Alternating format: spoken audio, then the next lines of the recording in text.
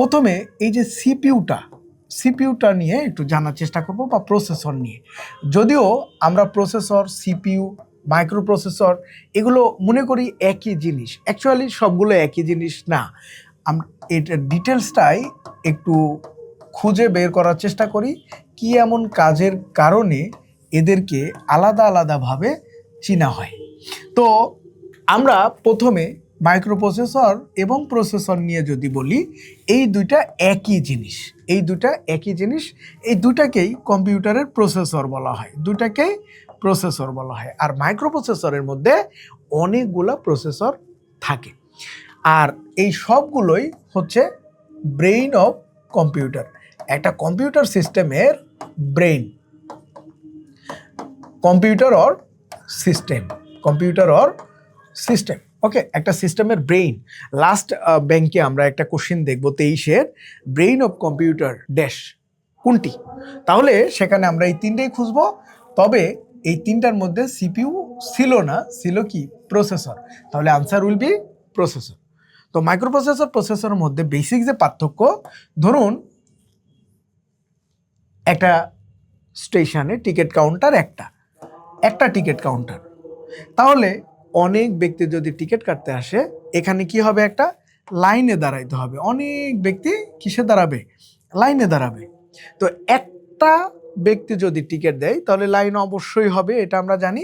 আর এই জিনিসটাকে বলে প্রসেসর। তার মানে প্রসেসরের মধ্যে একটা প্রসেসর থাকে।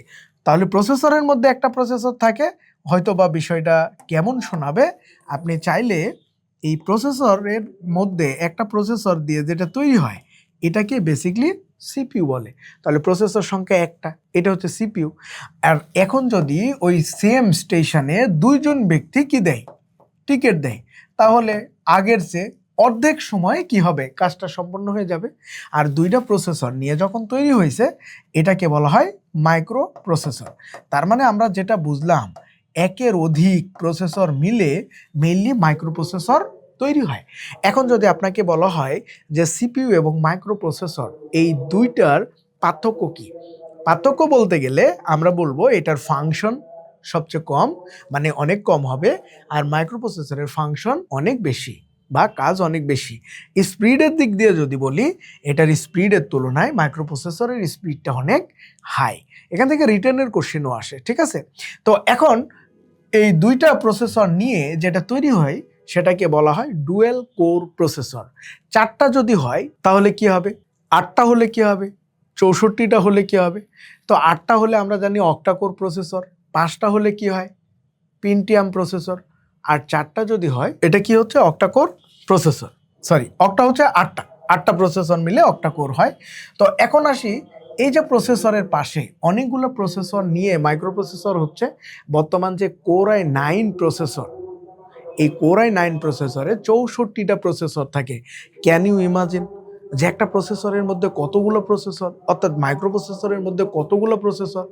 তো এই প্রসেসর যে কাজগুলো করে, এরিথমেটিক লজিক ফাংশনগুলো লিড করে, কন্ট্রোল করে। বিশেষ করে যদি আমরা গ্রাফিক্সের কাজগুলো করি, র্যান্ডারিং এর কাজগুলো করি, তাহলে অ্যানিমেশনের কাজগুলো যদি করি, তাহলে প্রসেসর ঠিকমতো এটা হ্যান্ডেল করতে পারে না। এই জন্য মাইক্রো প্রসেসরের আলাদা আর একটা অংশ আছে যেটাকে বলে জিপিইউ। এটা গ্রাফিক্স প্রসেসিং ইউনিট বলে। এটা মূলত প্রসেসর এবং গ্রাফিক্স প্রসেসিং ইউনিট মিলে মাইক্রো প্রসেসর ডিজাইন করা হয়েছে, যাতে যতগুলো ভিডিও রেন্ডারিং এই কাজগুলো থাকে, অ্যানিমেশনের কাজ থাকে, সেটা হচ্ছে জিপিইউ করবে। আর লজিক ফাংশন বা অ্যারিথমেটিক ফাংশনগুলা লিড করার জন্য যেটা আছে সেটা হচ্ছে প্রসেসর করবে। তার মানে জিপিইউ এর পূর্ণরূপ কি? জিপিইউ। তাহলে কি দাঁড়াবে জিপিইউ এর পূর্ণরূপ?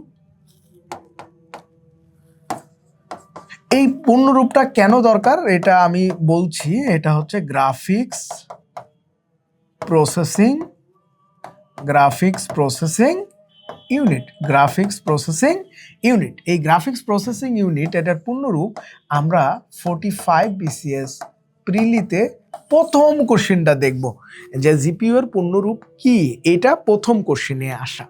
তার মানে এই কোশ্চেনটা প্রথম ব্যাংকে আসা জিপিইউ নিয়ে প্রথম ব্যাংকে আসে, দেন 45 বিসিএসে আসে। বারবার ব্যাংক বিসিএস কেন কম্বো কথা বলছি, যে ব্যাংকের কোশ্চেনগুলো ইংলিশে হয় সাধারণত, ওই ইংলিশ কোশ্চেনটা বাংলাতে বিসিএসে আসে, আর বিসিএস এর বাংলা কোশ্চেনটা ওইটা আবার ব্যাংকে ইংলিশে হয়ে যায়, এইটুকুই চেঞ্জ। আর 9 গ্রেডের জবগুলো কোশ্চেনের যতগুলো 9 গ্রেডের জব আছে সবগুলো কোশ্চেনই একই, প্রায় একই।